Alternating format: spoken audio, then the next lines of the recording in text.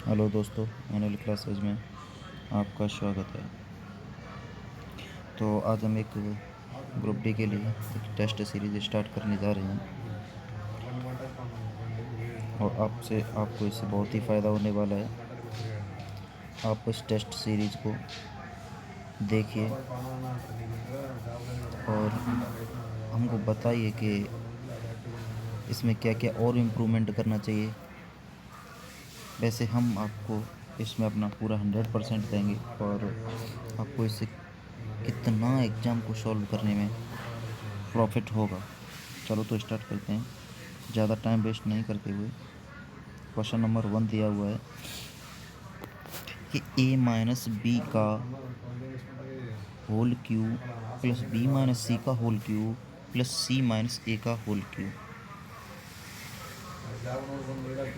Upon 3 a minus b into b minus c into c minus a. तो इसको हम solve कैसे करेंगे? देखो, आपको एक आइडेंटिटी मालूम होना चाहिए।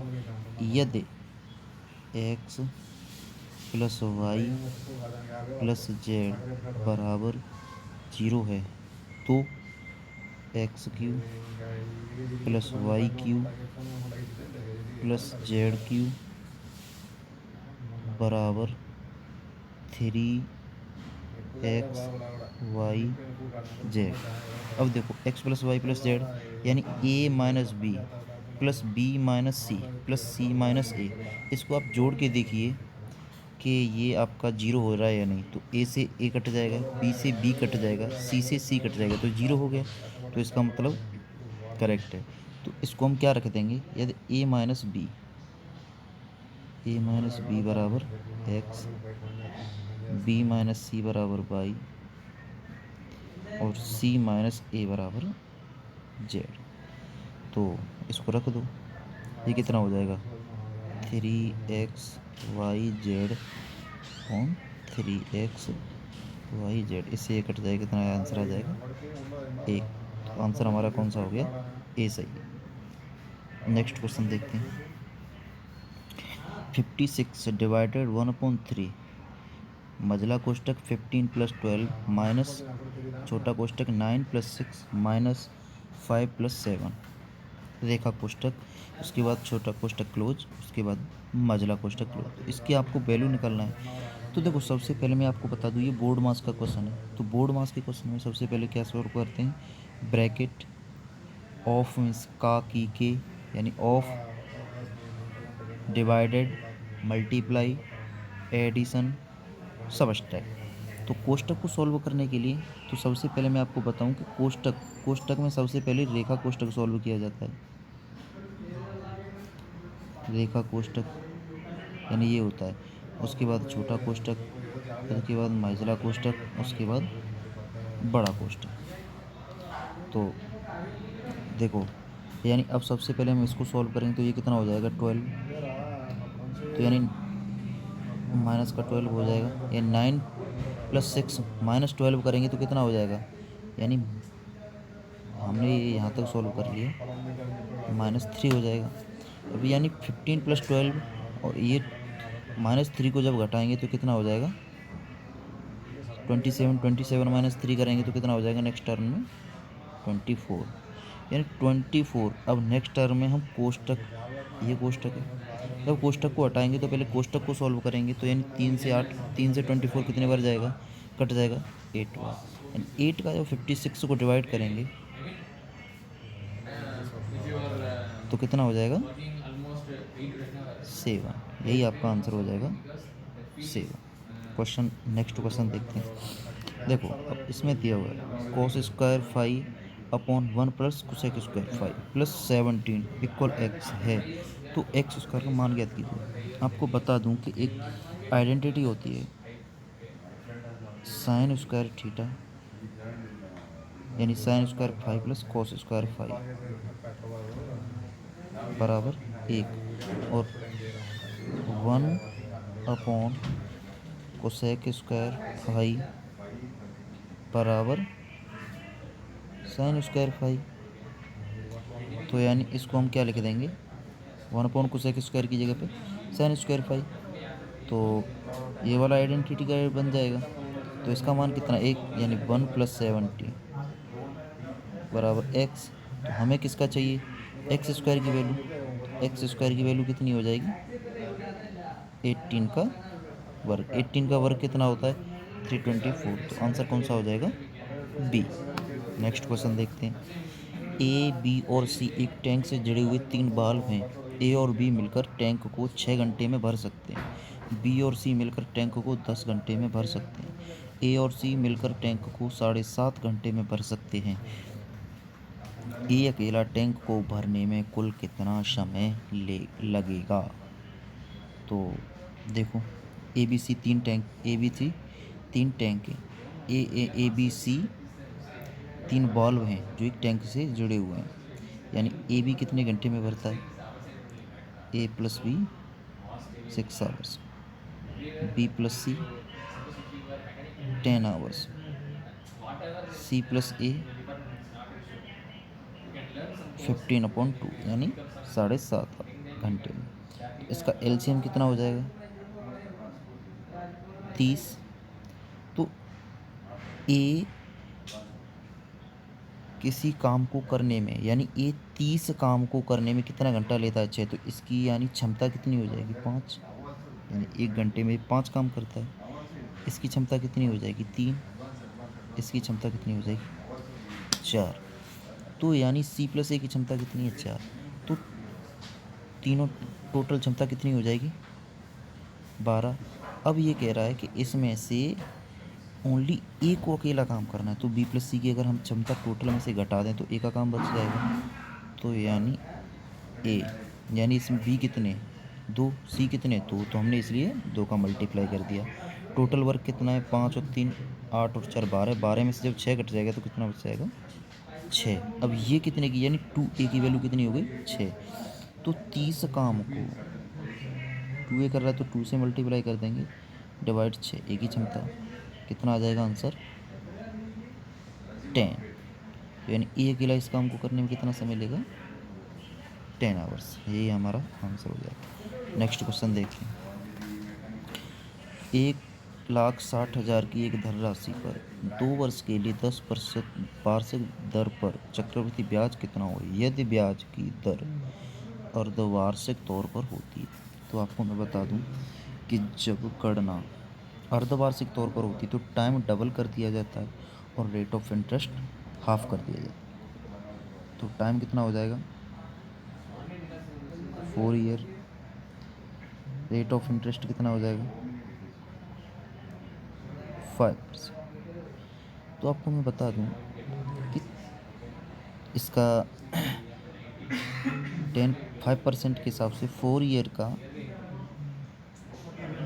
इंटरेस्ट कितना बन जाएगा, रेट ऑफ इंटरेस्ट हो जाएगा 21.55 समथिंग। ओके, तो 21.55 को जब हम 1,60,000 से मल्टीप्लाई करेंगे 21%, तो 2 जीरो से 2 जीरो जाएगी, इस पॉइंट से ये 2 जीरो जाएगी। तो जब हम 16 का इससे गुणा करेंगे तो कितना हो जाएगा, 16 पंजे 80, 16 की 8, 16 पंजे 80, 80 8 88, 16 की 8, 16 कम 16 और 8 24, 16 की 2, 16 दूनी 32 और 2 34। लेकिन क्या है कि इसमें 2 ऑप्शन एकदम नियरेस्ट दिए हुए, तो 21.55 ये एकदम एक्यूरेट नहीं है दशमलव में। तो इसका मतलब क्या है कि इससे एक ज़्यादा आंसर टिक करेंगे, क्योंकि 21.56 के समथिंग आता है, लेकिन उसमें क्या है कि अप्रोक्सीमेट है ये। तो इसलिए हमको आंसर कितना टिक करने का पड़ेगा, 34,481 रुपीज। नेक्स्ट क्वेश्चन देखते हैं। इसमें दिया हुआ है, दिए गए चार्ट में भारत की मोबाइल कंपनी है उनके बारे में जानकारी दी गई है। इसमें कुल जो मोबाइल फ़ोनों की संख्या बनाई गई है वो 12,40,000 बनाई गई है। तो पूछ रहा है कि कंपनी ये परसेंटेज दिया हुआ है ये 28% ABC बनाता है, 12% XYZ बनाता है।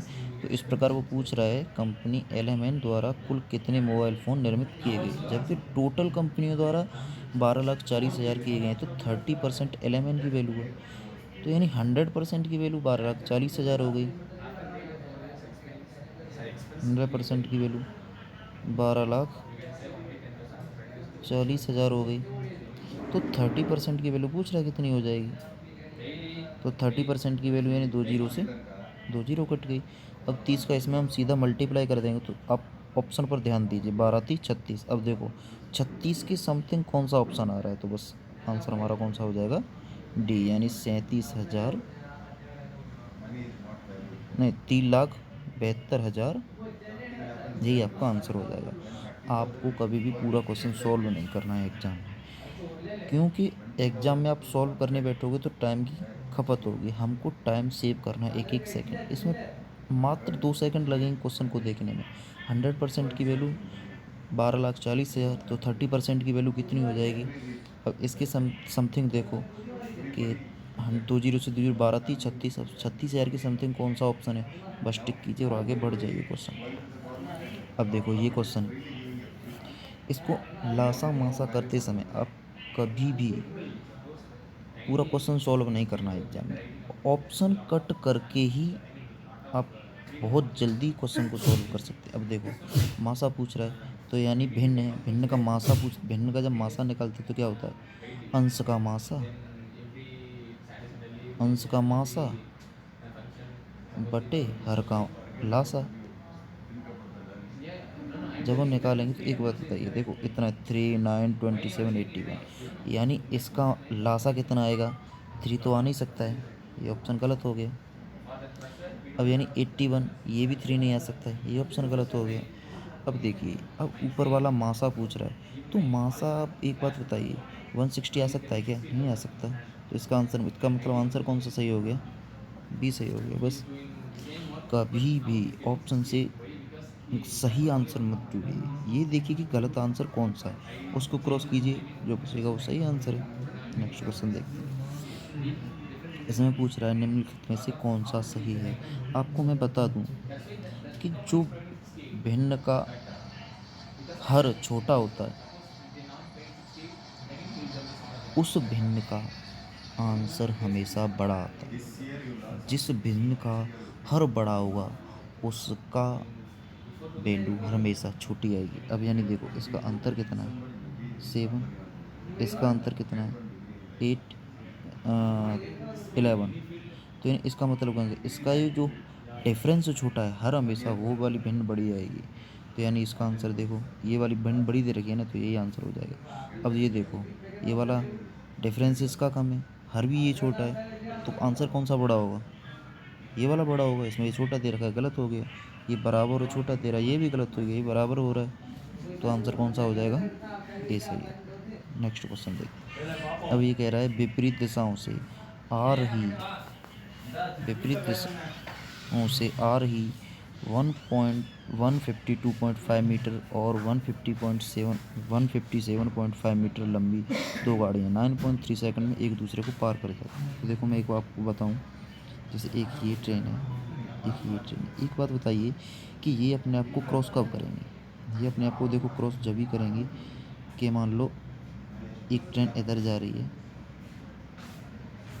एक, यानी इसके जो गार्ड कोच है, यानी लास्ट पॉइंट है, ये दोनों को अपने आप को मीट करना चाहिए। यानी ये क्रॉस हो गई, तो यानी इसकी इसकी डिस्टेंस कितनी है, 152.5, 157.5।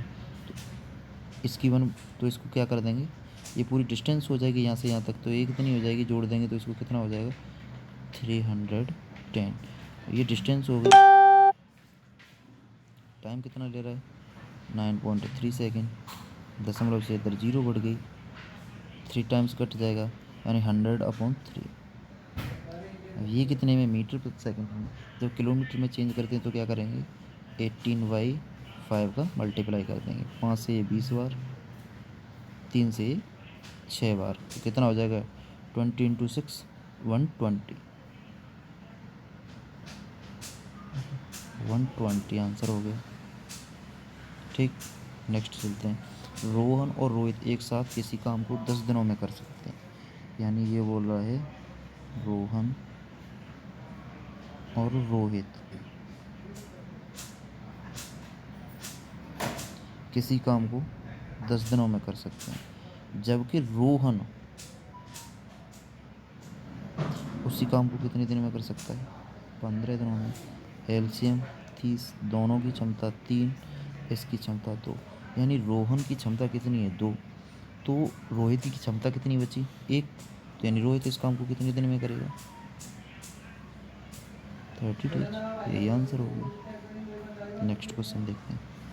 एक कॉलेज में लड़कों और लड़कियों का अनुपात 3:2 है।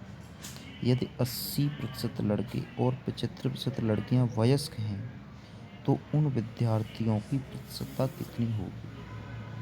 मान लो, देखो ये परसेंटेज में दिया है, तो ये 3:2 है, तो इसको मान लो आप 300, इसको मान लो आप 200। तो ये कह रहा है 80% लड़के, ये क्या हो गया? Boys, you, girls. ये कह रहा है 80% लड़के वयस्क हैं और 75 लड़कियां वयस्क हैं, तो उन विद्यार्थियों की प्रतिशतता कितनी जो वयस्क नहीं है? तो यानी 20% वयस्क नहीं होंगे, तो इसका 20% कितना हो जाएगा? 3 वाइट कट जाएगा, कितना हो गया? 60। इसका 20%, इसका 25% कितना हो जाएगा?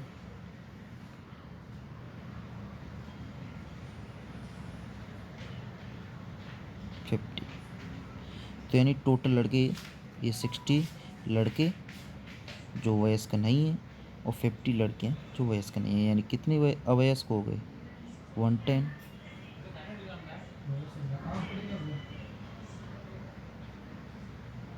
टोटल कितने थे? 500। तो यानी आंसर कितना आ जाएगा? 2 जीरो से 2 जीरो, 5 से 22। तो आंसर कितना हो गया? 22%। नेक्स्ट क्वेश्चन देखते हैं। 5 दोस्तों के बीच एक केक बांटा जाता है। 4 को केक का क्रमशः 1/8, 1/6 और 5/12 और 1/8 हिस्सा मिलता है, तो 5वें को केक का कितना हिस्सा? देखो 4 हिस्सा दिए हुए हैं, 1/8, 1/6, 5/12 प्लस 1/12। इसको जोड़ो, एक यानी एलसीएम कितना हो गया? 24। ये हो जाएगा 3 + 4 + 10। 1 सेकेंड, इधर करता हूँ। 24 एलसीएम हो गया, 3 + 4 + 10 + 2, 4 और 3 7 10 17 और 2 19। यानी ये टोटल के कितना था? 1 था, तो इसको इसमें से घटा, तो 1 में से जब 24 - 19/24, तो आंसर कितना आ जाएगा? 5/24। यही हमारा आंसर होगा। ओके, तो दोस्तों बताना कि आपको इससे बहुत फ़ायदा मिलेगा। और देखो, कभी भी क्वेश्चन को ऑप्शन से भी सॉल्व करना सीखो, इससे आप क्या कर सकते हो? टाइम बचत कर सकते हो। तो ठीक है, आज के लिए धन्यवाद, और नेक्स्ट आपको कल मिलेंगे। Thank you.